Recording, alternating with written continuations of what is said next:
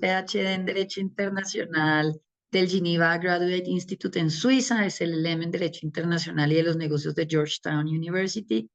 Es especialista en Derecho Económico del Externado, abogado de la Universidad de los Andes, es experto en Derecho Internacional, así como en Derecho Andino, aduanero, compras públicas y de propiedad intelectual.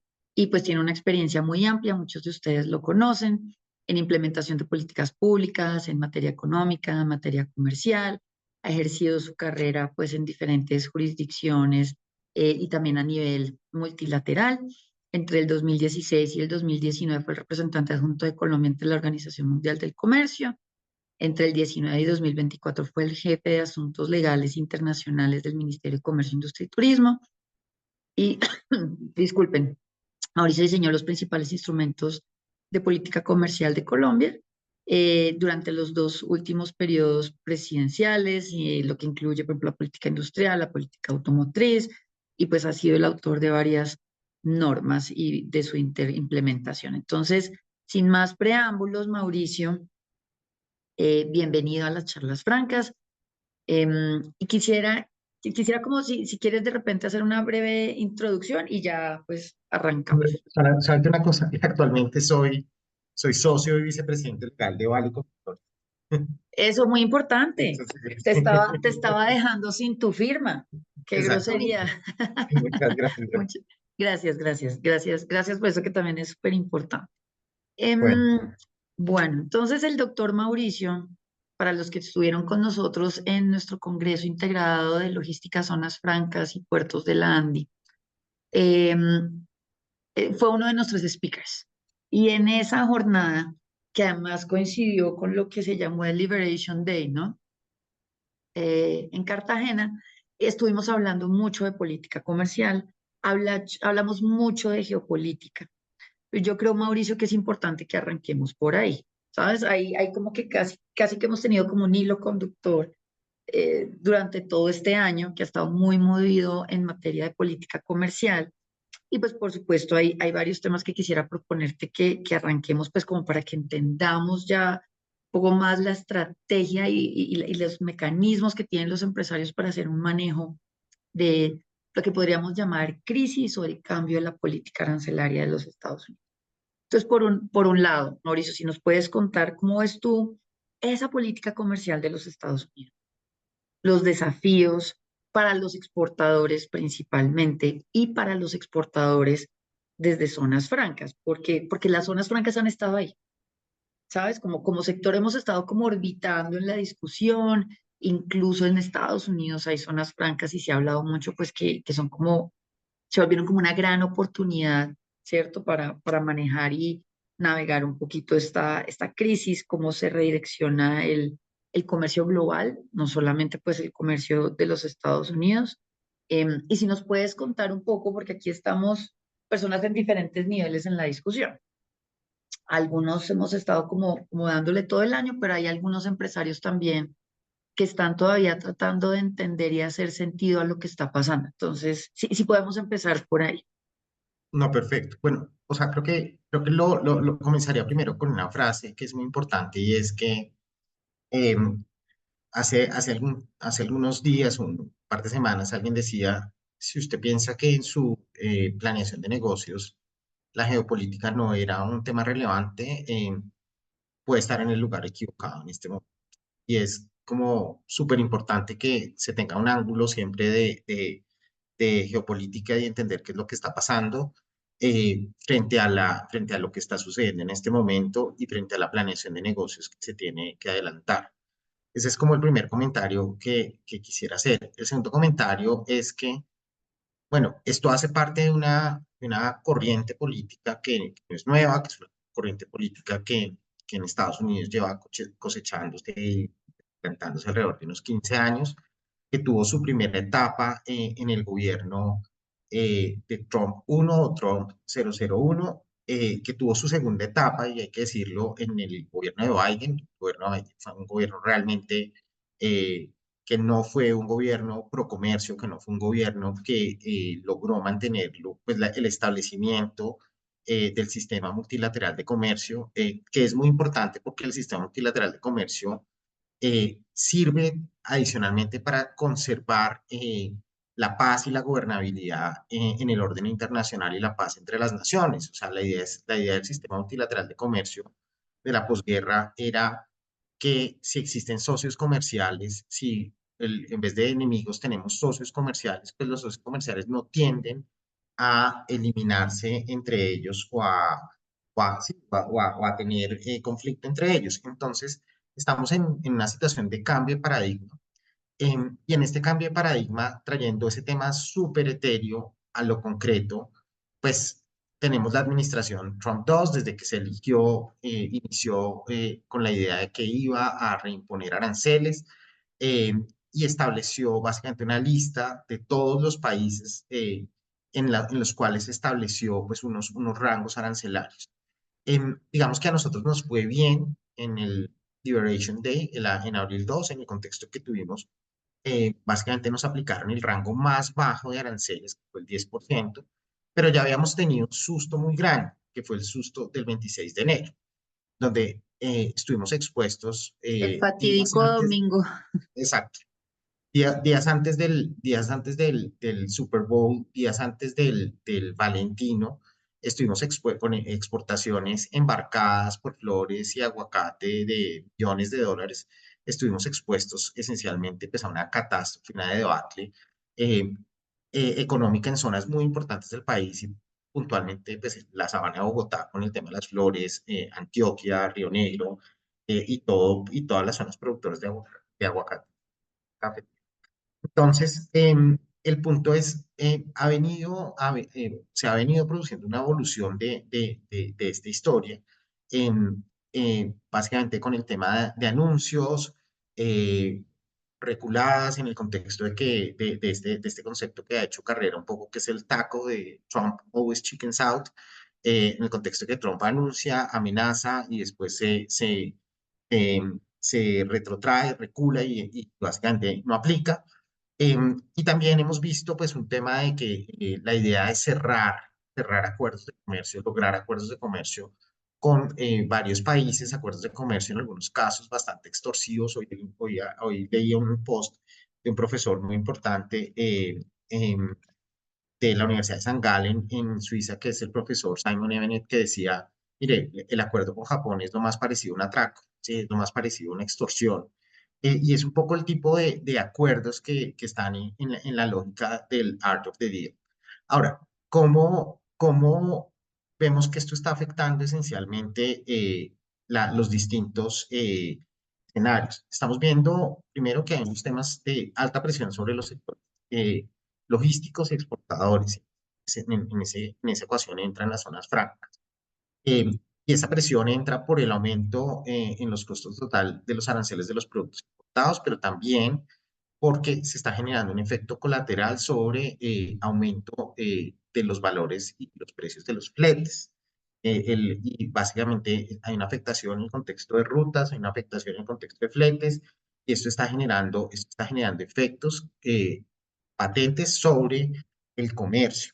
Ahora, hay un tema de un relativo cambio de flujos. En algún momento decían Estados Unidos representa el 30% del comercio global.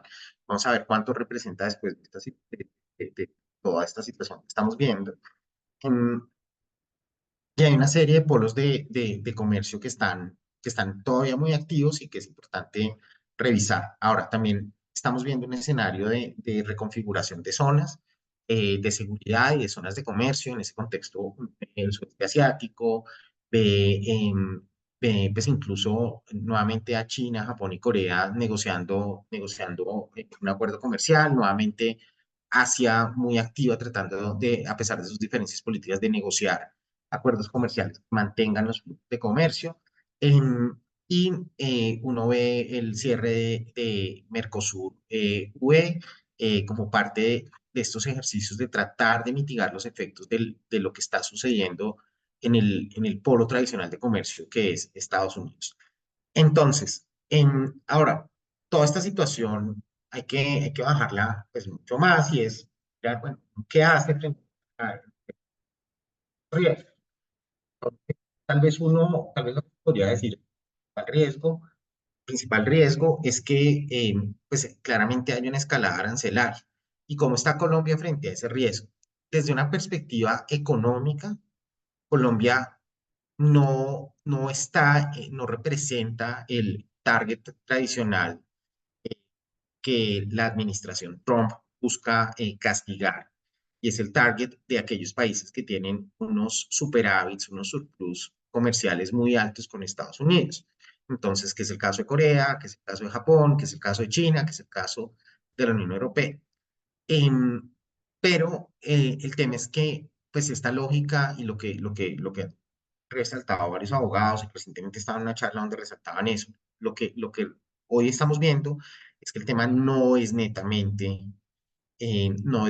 económico. Entonces, pues vemos, por ejemplo, con el tema de la investigación, básicamente la carta de aranceles para Brasil reciente, la amenaza de arancel del 50%, el tema se involucra, es un tema absolutamente político y es la condena al presidente Bolsonaro y básicamente al expresidente Bolsonaro y la forma como pues Trump básicamente no acepta esa condena. Situación que uno podría pensar que después del 28 de julio, que es la próxima semana, donde eventualmente tendremos noticias sobre lo que pasa con el presidente Uribe, seguramente esa situación va a tener un impacto en las decisiones que va a tomar Estados Unidos, Colombia. Máxime teniendo en cuenta, pues, que han habido pronunciamientos del alto gobierno nuestro de esta semana en donde esencialmente han planteado que están muy favorables o muy pro respeto de la decisión que se adopte por las Cortes en la próxima semana. Entonces, ese tema, que es un tema que aparentemente es política interna, eventualmente va a tener un impacto en nuestra situación arancelaria.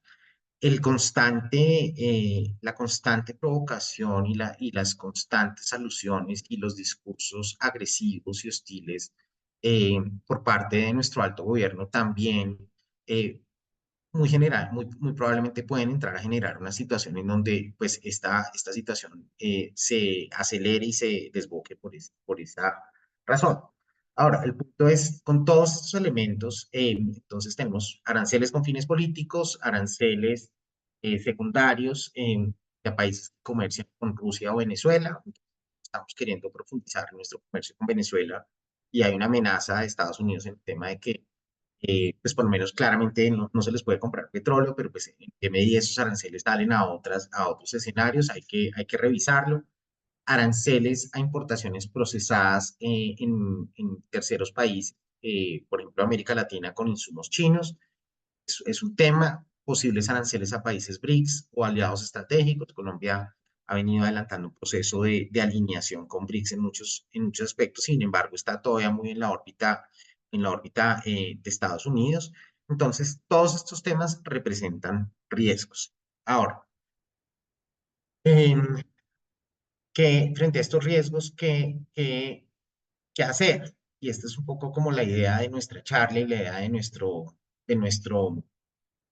esta conversación Y esa es la que pregunta del millón. ¿Qué hacemos? Porque o sea, tú mismo estás planteando la pregunta, porque fíjate que, mejor dicho, en estas conversaciones de nuevo estos últimos meses, yo me siento, por lo menos yo, que iba a hacer catarsis con las casi 60 personas que están conectadas y contigo. Esto uno va en unos bandazos entre el pesimismo absoluto y entre el optimismo, como no, hay unas oportunidades y como dice Martín Ibarra, entonces mientras unos lloran, otros hacen pañuelos, hagamos los pañuelos y ahí vamos como fluctuando entre esos dos espectros. Entonces la pregunta como con mucha franqueza, Mauricio, es, retos, entiendo, hay muchos, ¿no? Yo que tú en esta introducción ya has venido planteando algunos, pero sí hay oportunidades. O sea, en esta reconfiguración del comercio ¿cómo sacamos? Hay por dónde sacar la cabeza y lo planteo porque creo que es importante como que partamos de un punto muy, muy claro. yo creo que pueden haber oportunidades y en eso coincido con Martín. veo que esas oportunidades son oportunidades coyunturales y son oportunidades que implican estar muy atentos a una situación específica y básicamente son oportunidades que tienen que, o sea, mi advice en eso, mi consejo sería, trate de ejecutarlas muy rápidamente y de cobrar muy rápidamente. La posibilidad de estructurar operaciones de largo plazo con el nivel de incertidumbre que tenemos en este momento es relativamente riesgosa en, frente a Estados Unidos, no frente a otros países. Creo que hay otros países que ofrecen grandes oportunidades y que siguen ofreciendo grandes oportunidades.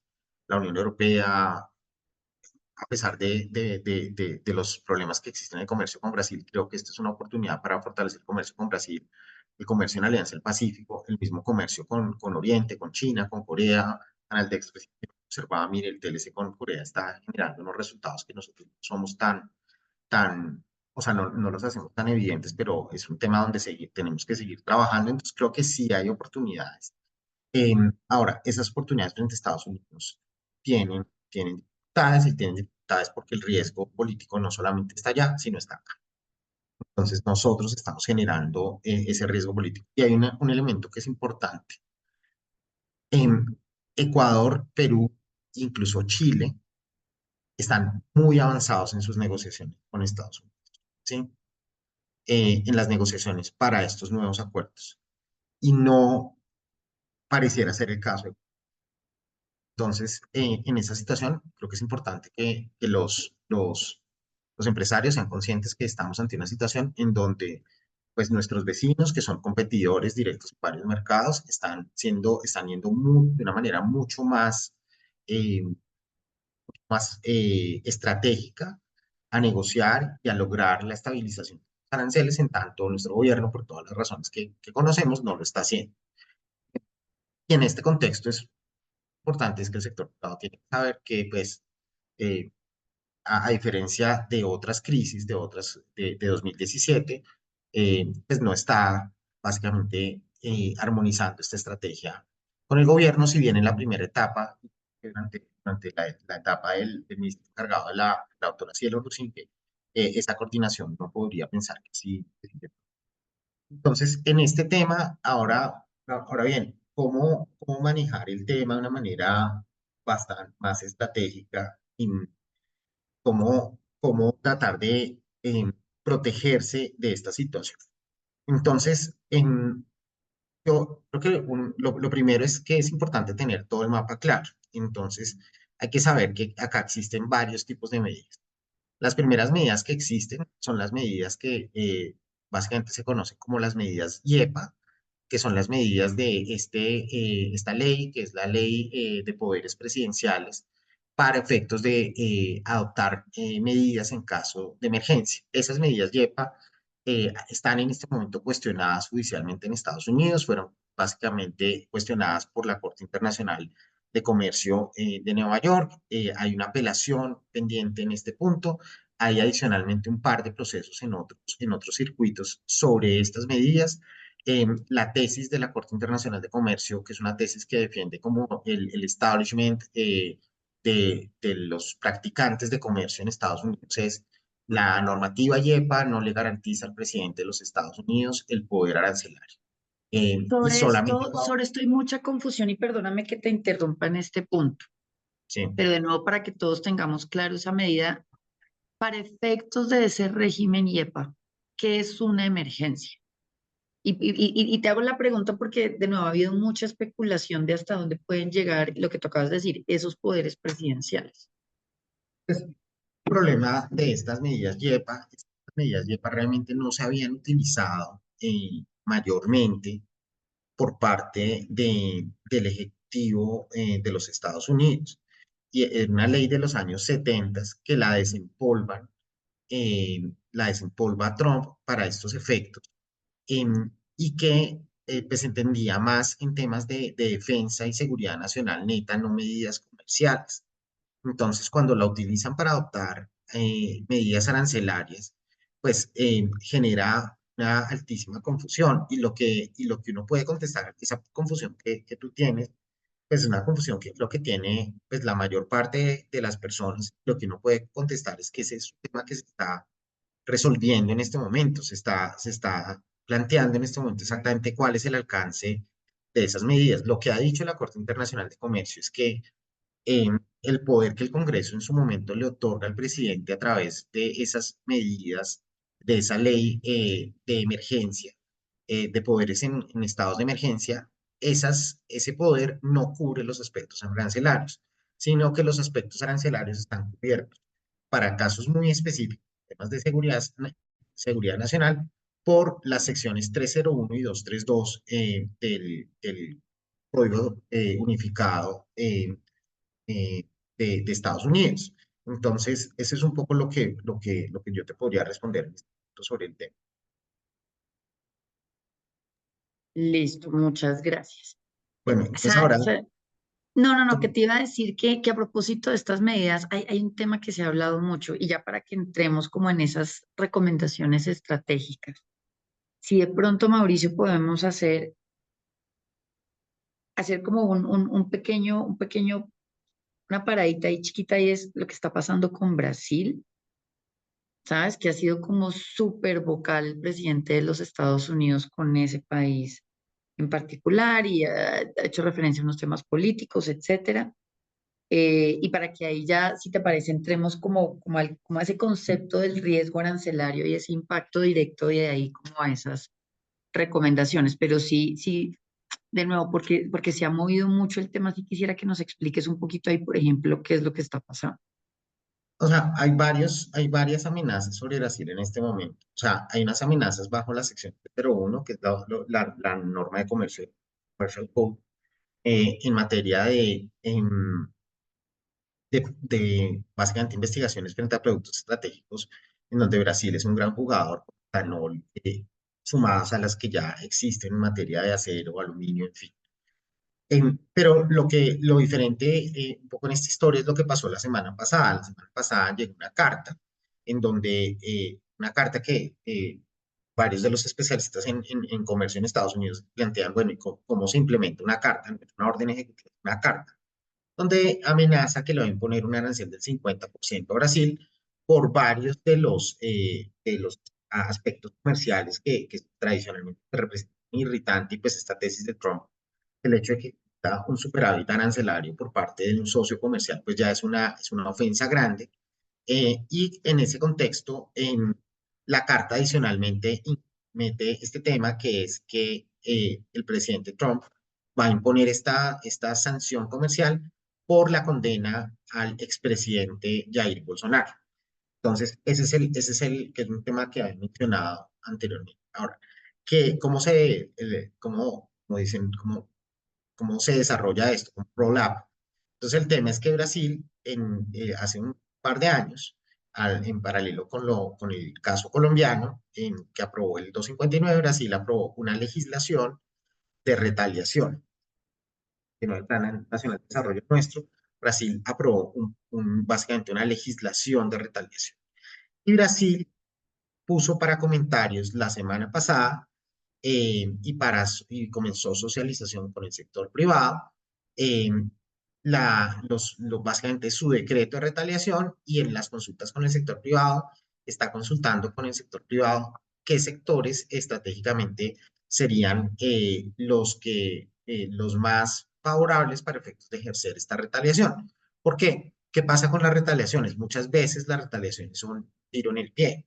Y es que uno termina retaliando sobre bienes que uno necesita para que le funcione la economía y le funcione la industria. Entonces, pues no sé, o sea, es como cuando nosotros, y lo digo así muy cándidamente, cuando nosotros amenazamos tomar medidas sobre maíz, o sea, somos absolutamente dependientes en, del maíz de los Estados Unidos, adoptar medidas sobre maíz, pues lo único que hace es que encarece el costo de vida, tanto de la proteína, pues de la arepa que nos comemos todos los días al desayuno, pero además de la proteína animal, porque pues el maíz de los Estados Unidos es fundamental esencialmente para la cría de carne, de pollo y cerdo, la carne de cerdo y de carne de pollo que comemos. Entonces, eso es lo que está pasando con Brasil. poco lo que a resumir.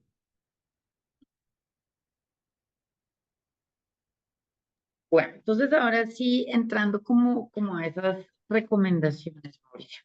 ¿Cómo ves tú Bueno, el corto y el largo plazo? ¿quieres tal vez vamos a plantear ponemos esta diapositiva, no sé lo que tú consideres, está bien. Como, pongámosla. ¿Quieres que yo la ponga Sí, acá o la puedes pues, poner tú? si quieres, o sea, me queda más fácil si la proyecto, pero Entonces hazlo tú entonces si te queda más fácil. no, me ¿Sí? queda más fácil que lo hagas tú, pero Ah, que yo lo haga. Ah, ok, dale, listo. Entonces, sería, 2 segundos, que yo no soy la más hábil. ok, no, no, sí, no.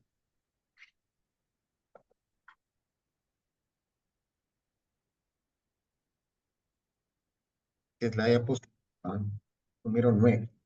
Sí, aquí ya lo tengo.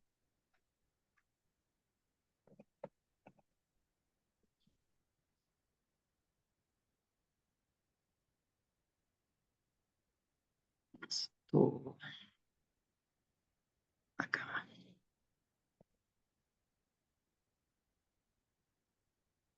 Listo, por favor, cuéntenme si lo están viendo. Ahí está. Ya, sí, señora, ya se Entonces, está viendo. bueno, entonces, pues un poco las recomendaciones estratégicas como yo, o sea, lo que nosotros hemos visto, yo estoy manejando un par de temas en México sobre este tema para un par de empresas colombianas que están allá en México y que pues tienen exposición en este tema, donde la situación es bastante más grave que la que tenemos acá. Y un poco en términos de mejores prácticas, lo que uno está viendo es lo siguiente. Las empresas están tratando de establecer y de levantar matrices de riesgo a partir de un due diligence de los compromisos comerciales de exportación de cada uno. Y organizando estas matrices de riesgo en torno a conceptos como, por ejemplo, básicamente lo que se tiene en materia de contratos de suministro, las obligaciones que se tienen en materia de esos contratos de suministro, hasta los temas que se tienen en materia de órdenes de compra. Em, y en este punto, pues uno de los cálculos primeros que se hace es realmente cuál es el nivel de exposición que tiene una eventual escalada arancelaria.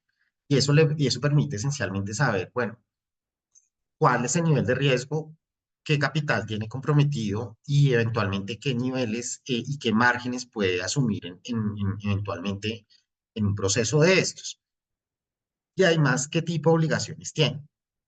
No es lo mismo tener una obligación, o sea, aceptar una orden de compra, básicamente FOB, que estar aceptando una orden de compra CIF o CPT o DAP, refiriéndome con esto a los tipos de Incoterm,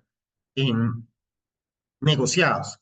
Entonces, en ese punto, la recomendación es básicamente tratar de adelantar una matriz de riesgo, hacer un ejercicio juicioso, como nosotros lo estamos adelantando con las empresas que estamos trabajando, es esencialmente a partir de una serie de cuestionarios donde se establecen eh, esos niveles de exposición, donde se entran a revisar casos puntuales y donde se hace ese proceso de due diligence para efectos de levantar, obviamente, el nivel de exposición. Em, Ahora, un segundo elemento, y acá tal vez el mensaje, entonces es importante contar y saber cuál es el nivel exacto de exposición frente a una eventual escalada arancelaria. Y el nivel exacto de exposición hay que dividirlo en torno a compromisos de suministro permanentes frente al tema de órdenes de compra esperadas o eventuales o ciertas, y en ese contexto ver cómo proceder en cada caso. Acá tal vez un elemento que yo menciono y que tal vez uno ve mucho en los temas es que hay mucha gente que no le gusta negociar con la Convención Internacional de Compraventa de Mercaderías, CISG, la Convención de Viena sobre Compraventa Internacional de Mercaderías. A, en, a mí personalmente, en lo que he venido viendo en estos últimos meses sobre el tema, me parece que trabajar con la convención siempre pues, siempre es una buena idea porque genera Es unos útil, estándares, sí, de acuerdo. sobre todo en estos estándares de incertidumbre, generan unos estándares como de homogeneidad en los contextos de interpretación y sobre todo no se queda en la letra del contrato, sino que le da una certeza a la parte, a las partes sobre, venga, cuál es lo de buena fe realmente, qué fue lo que se negoció y en ese contexto se entra a medir bajo ese parámetro. Ahora, un segundo elemento que yo destacaría es el tema de planificar por escenarios y tratar de contar con anticiparse con una serie de defensas legales en la medida de lo posible. Y en ese contexto, tal vez un poco lo que uno menciona, y tal vez está acá como elemento adicional, tener una salida de emergencia, es decir, una ruta crítica para efectos de saber, bueno, si me pasa esto, ¿cómo voy a proceder? ¿Cómo va a proceder para tratar de minimizar mi exposición? Otro elemento que pues, he visto y que he hablado algunas prácticas acá y que he visto esencialmente en el tema de incluir caveats y condiciones expresas en la aceptación de órdenes de compra. ¿Esto qué quiere decir? Es decir, primero, no negocie, no negocie un Incoterm, que si usted es exportador, no negocie un Incoterm que lo obligue a asumir todo en el puerto de destino. Es decir, no negocie un CPT, no negocie un TAP, no negocie un SIF, trate de negociar un FOB o un ex-work, ¿sí? Ahora, y el tema es también si acepta una orden de compra, es básicamente incluya un caveat en el contexto diciendo, mire, pues esto es sin perjuicio de que haya o sea, si hay una escalada arancelaria, claramente pues no, o se distribuye el riesgo de esta manera o no asumo ningún riesgo.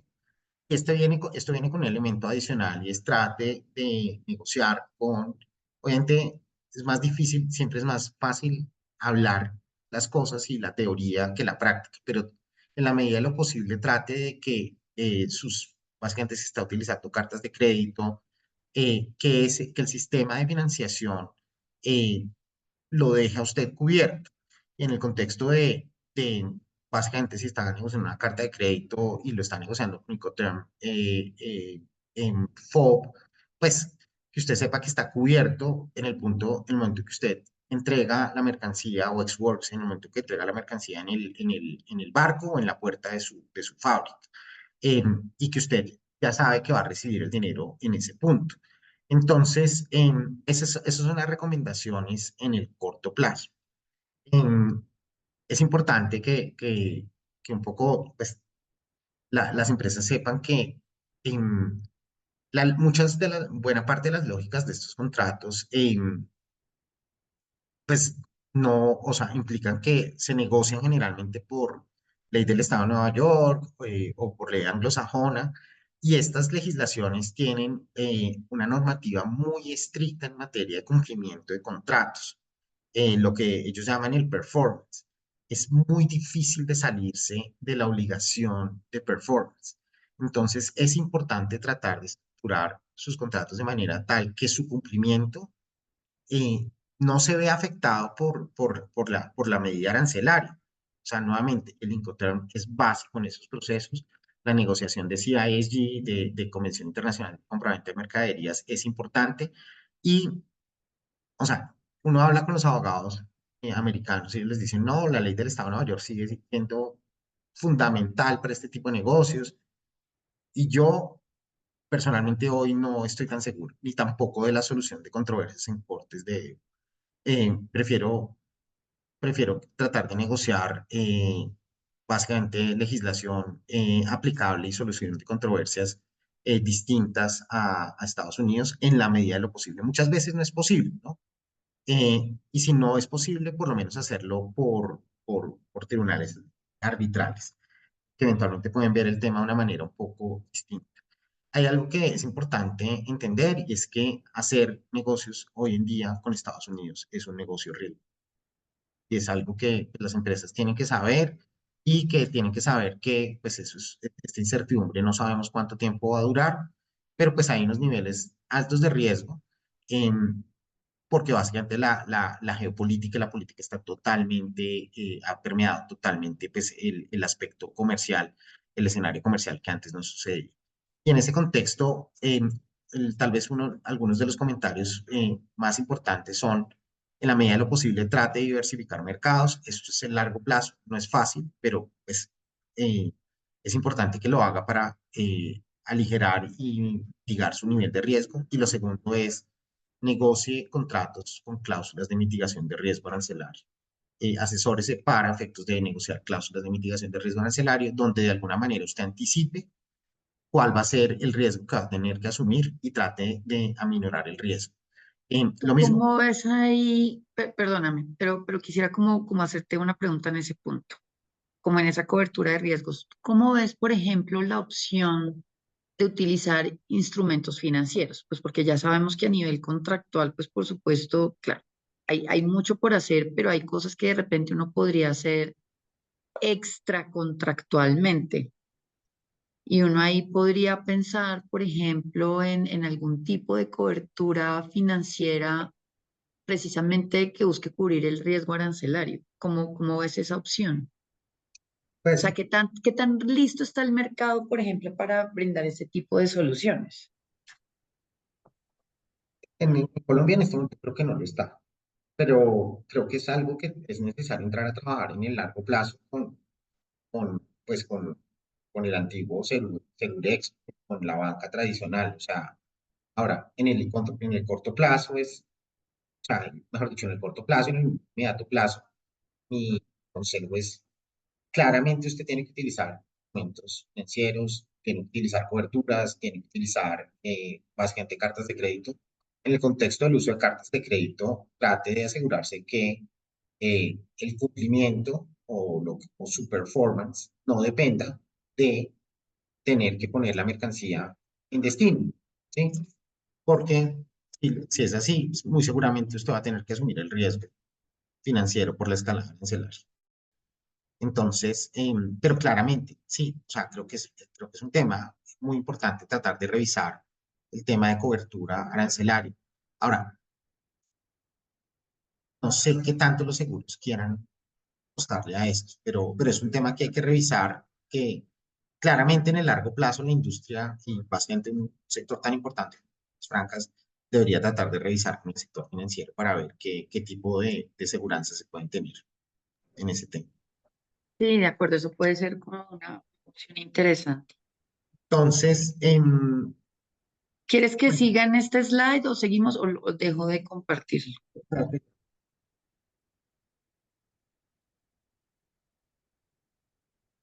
si quieres, digamos, vamos al otro slide como para mirar.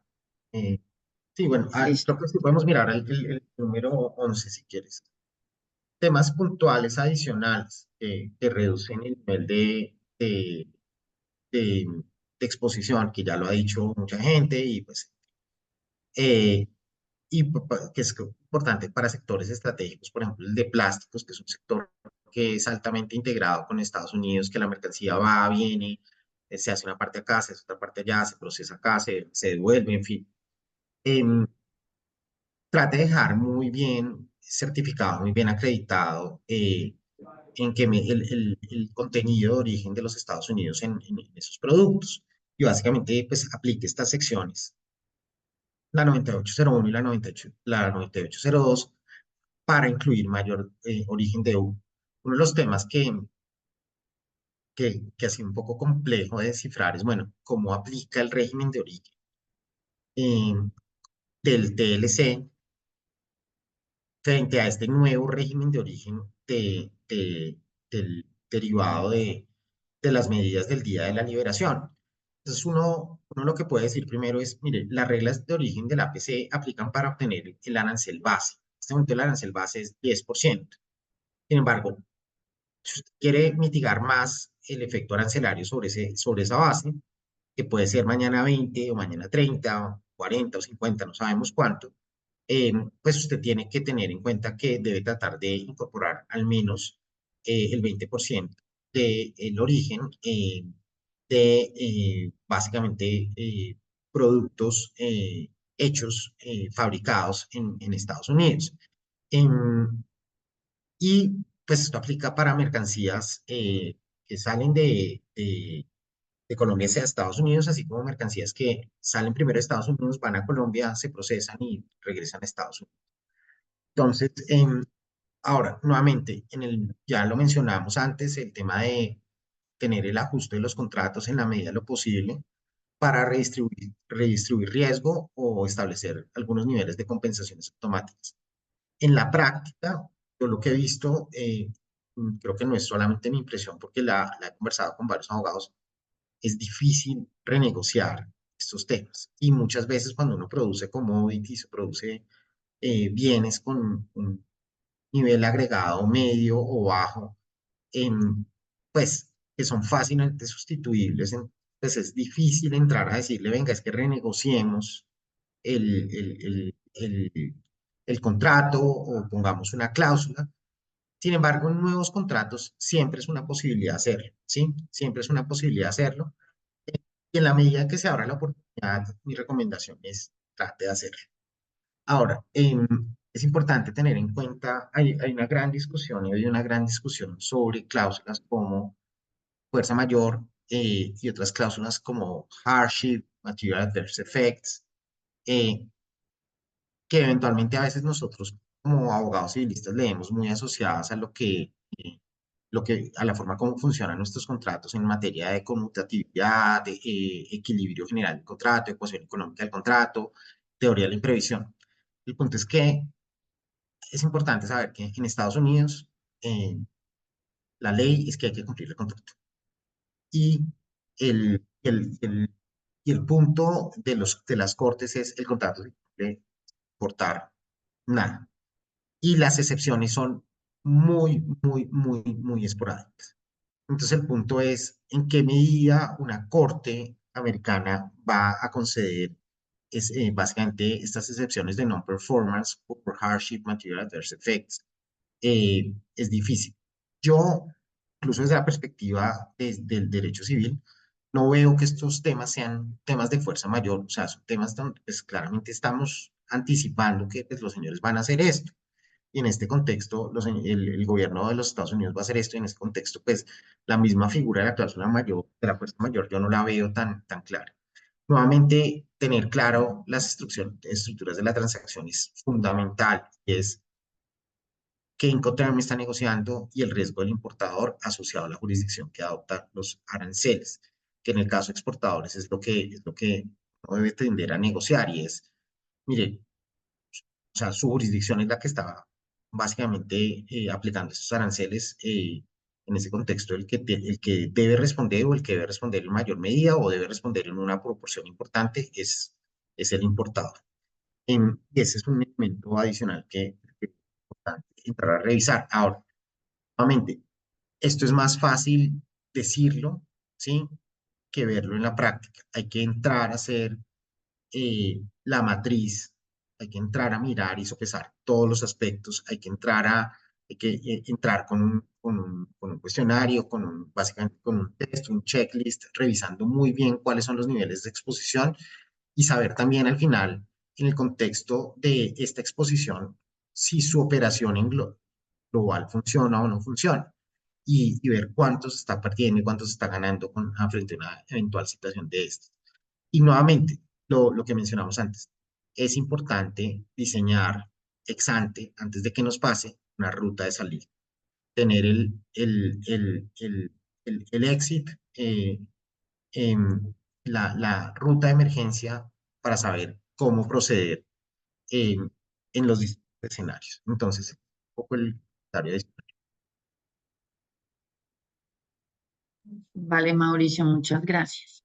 Em, Quisiera, bueno, para efectos de las preguntas, les agradezco a los que estén con, los que tengan alguna inquietud o quisieran plantearle a Mauricio alguna reflexión, que por favor lo hagan en el chat y yo pues como ya es costumbre pues me encargaré de transmitir y pues que le demos como agilidad a esas preguntas. Bueno,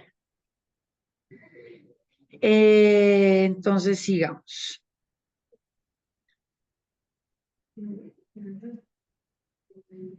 Bueno, tú ya mencionaste el tema contractual de los riesgos asociados a los Incoterms y como esas estrategias de negociación. De pronto, Mauricio, si podemos hacer un poquito de zoom en eso, como en ese manejo Sí, de los o sea, Incoterms, particularmente cómo ves el FOB, cómo ves el CIF, ahí como para, porque muchos de nuestros recurrentes de estas charlas francas, pues están muy en el día a día de las operaciones de las empresas en zona franca, y yo creo que para ellos puede ser útil como un poquito como esta perspectiva en mayor detalle.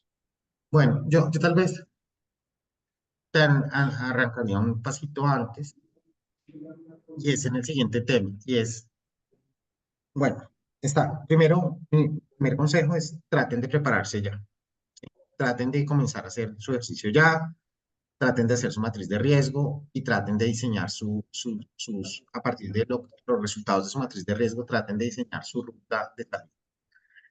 Y acá vienen varias preguntas que son importantes. Y es, bueno, ¿cómo evalúo el impacto del nuevo arancel? Mike, que es el economista de Bali, que está por acá. Este tema lo hemos revisado varias veces y es, bueno, bajo los patrones actuales, ¿con qué anticipación puedo anticipar que se va a dar un cambio? Lo que estamos viendo es que la anticipación en muchos casos es menor a 15 días, ¿sí? Por ejemplo, el caso de Brasil. Se anuncian medidas la semana pasada para ponerse en efecto el 1 de agosto. Entonces, es importante por eso es importante prepararse desde antes, porque en el momento en que se anuncia una medida, eh, el tiempo para adelantar cambios va a ser relativamente corto, en algunos casos eh, de 15 días o probablemente menos. Entonces, es un elemento importante. Y, por ejemplo, en el caso de lo que nos pasó el 26 de enero, pues las medidas arrancaban al día siguiente, ¿sí? Entonces, es importante que se tenga en cuenta, es importante saber y hacer números sobre qué proporción del precio final representa el nuevo arancel, ¿sí? Y en qué medida esto afecta a insumos, bienes terminados o ambos. O sea, uno de los elementos de mitigación arancelaria es realmente entender cuál es la estructura del costo del producto y ver en ese momento cómo está esto a ver afectado e impactar la operación. Ahora, en el tema de revisar medidas ya adoptadas, tenemos procesos de renegociación de contratos en curso o se activaron cláusulas de revisión, se van a ajustar precios, términos de entrega, condiciones de pago y tener un clarísimo diagnóstico contractual. Y es necesario tratar de diseñar, incluir cláusulas de mitigación arancelaria, cláusulas que sean claras y que distribuyan el riesgo adecuadamente. Y tener muy claro cuáles son las obligaciones que se tienen a partir de los contratos. Entonces, Mario, y ahora si quieres, si podemos ir em, al tema de los Incoterms. Entonces, nuevamente, em, pues, si uno está negociando un FOB o un ex-work, pues el comprador asume los riesgos de la carga en la puerta de la fábrica o en el puerto de salida. Si uno negocia CIF, CPT, DAP, el vendedor cubre el transporte hasta el destino, eh, y en qué medida pues, eventualmente le toca asumir aranceles, pues dependiendo de los del término específico, por ejemplo, si lo hace con DAP, seguramente, o sea, con toda seguridad le toca hacerlo, pero entonces hay que revisar efectivamente cómo lo negocia. Y esencialmente los términos adicionales al Incoterm. Pero lo que uno recomienda en este punto de cómo está la situación es, si usted está exportando, trate de negociar FOB, trate de negociar Export en la medida del posible. ¿Sí? Y Ajá. adicionalmente, como tú bien lo planteabas y lo decíamos antes, trate de mirar con sus proveedores del sector financiero, ver en qué medida puede tener alguna cobertura, puede estructurarla, eh, mire cómo negocia sus cartas de crédito, frente a qué, o sea, la carta de crédito, qué medidas y pago, o sea, cuál es el gatillador del pago, trate de que sea simplemente pues la entrega en origen, porque pues si lo hace, seguramente va a tener un problema. Si está manejando órdenes de compra, trate de tener órdenes de compra con caveats, diciendo, mire, pues la orden de compra sin perjuicio que pues no asumimos nada o asumimos tal porcentaje o hasta tal porcentaje el tema de vale, a las arancelarias. En fin. Obviamente todo está muy condicionado pues al poder que tienen las partes en la operación. En lo que vimos en los procesos iniciales y lo que yo pues escuché en los temas, por ejemplo, de aguacate, era que pues esencialmente los compradores de una reversaban todo el riesgo al exportador. Ujú. Y en ese punto pues claramente la operación ya inviable. Y ya no había una otra posibilidad sino trabajar a pérdida porque ya los aguacates estaban cosechados, embarcados y listos para mandar. Entonces, pues era asumir el costo correspondiente. Entonces, en ese punto, pues creo que pues yo pensaría el mensaje. Tal vez uno lo que puede decir, uno lo que podría decir en materia de encontrar FOB es como el ideal. Si CPT se asume arancel si no lo se transfiere vía precio, total riesgo es de el Ok. exportador asume todo. Ah, sí, total. Si quieres poner la diapositiva, que es la 16, para que la gente la vea. Listo. Dame Entonces, eso es un un poco, segundo. entonces, eso es como un poco lo que... Listo. Y Mauricio, ya como para que vayamos como cerrando con tus recomendaciones finales, te voy a La, dar una de las preguntas la, que nos la, están la, haciendo. la 16, la 16. Sí, voy. Nos dicen cómo hacer una matriz de riesgos efectiva. Nos pregunta uno de los asistentes. Entonces, si de repente podemos como ir ir resolviendo esta Pues inquietud, como a tus recomendaciones sí, finales. pues mire, la forma como nosotros la hacemos es a partir de un checklist, ¿sí? A partir de un checklist, un cuestionario que se le presenta al cliente y esencialmente pues, se le hacen toda una serie de preguntas para efectos de entrar a revisar eh, cuál es su nivel de exposición, cuál es su nivel de riesgo y entrar a hacer ese due diligence sobre efectivamente qué contratos tiene, qué órdenes de compra tiene, qué otras transaccionales tiene, entrar a mirar cuáles son sus obligaciones en esos casos y a partir de eso entrar a revisar y calcular su nivel de exposición.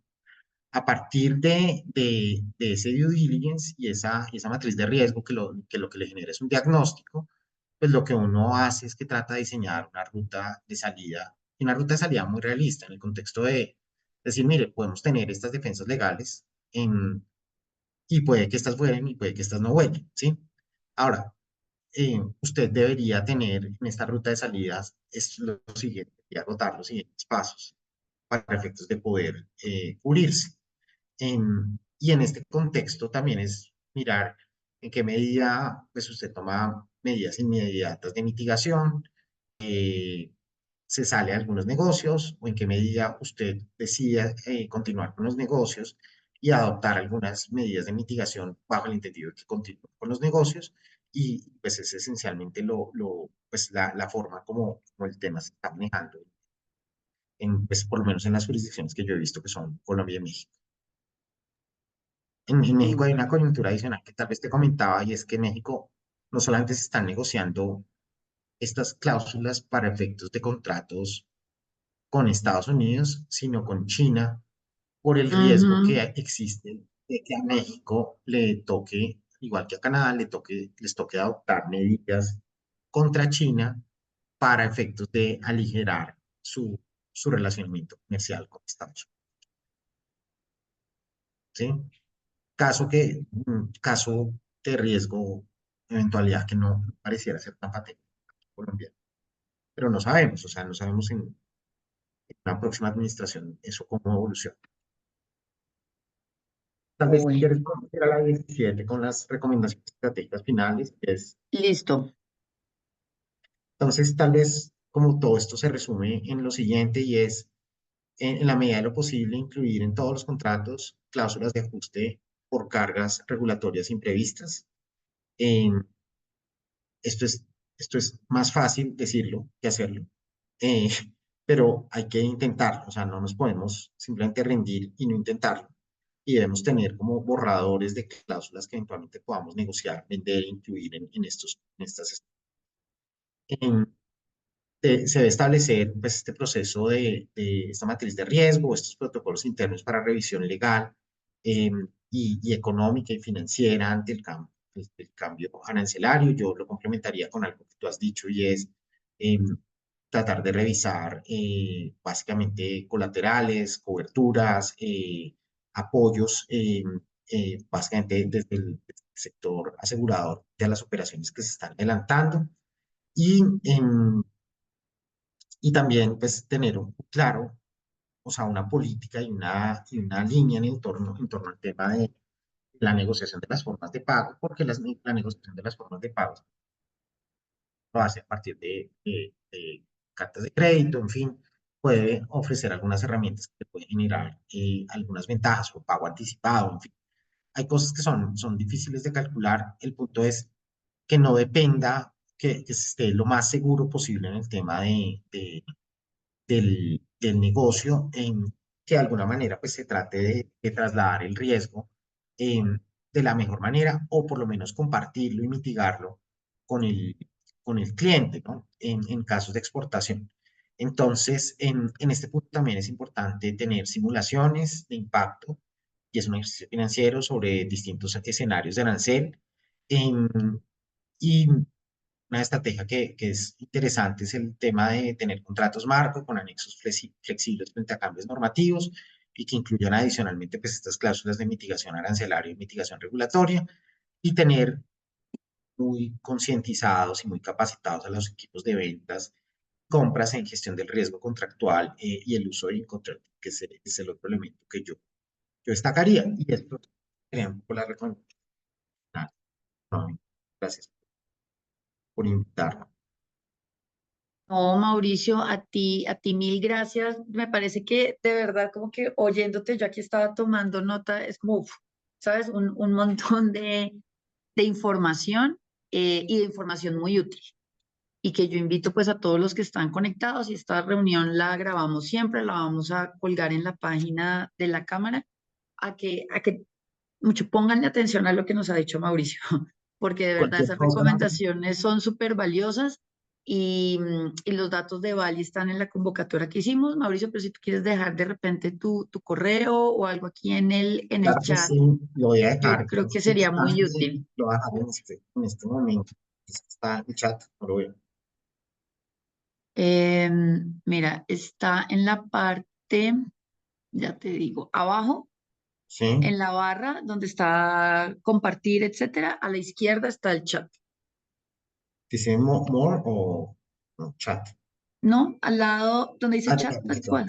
¿Ya lo Voy a viste? dejarlo ahí, voy a dejar ahí. En Salcedo, arroba, Ali, com, y voy a dejar mi teléfono.